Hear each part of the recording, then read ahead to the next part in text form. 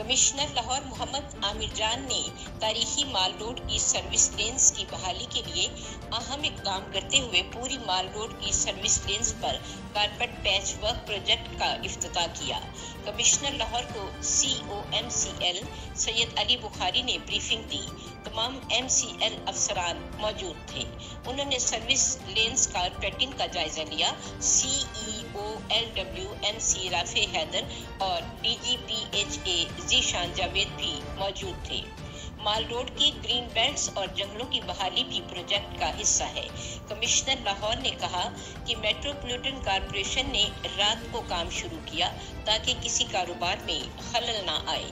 उन्होंने कहा कि लाहौर को सरसब्ज, साफ और रोशन बनाने में तमाम महकमे मसरूफ़ अमल हैं। उन्होंने कहा कि माल रोड को ग्रीन और साफ रखने के लिए PHA और LWMC के अफसरान और वर्कर्स भी मौजूद हैं।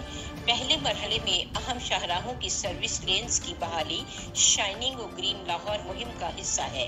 कमिश्नर लाहौर मोहम्मद आमिर जान ने पैनोरामा सेंटर, मस्जिद शहदा का हाई कोर्ट चौक पैदल चलकर जायजा लिया। लाहौर मेट्रोपॉलिटन कॉरपोरेशन ने पैनोरामा के सामने कैंप भी कायम कर दिया है। निगरान पैच वर्क की रफ्तार और मयार को चेक किया जा रहा है। राहत अफसा, सदाए लाहौर न्यूज़, लाहौर।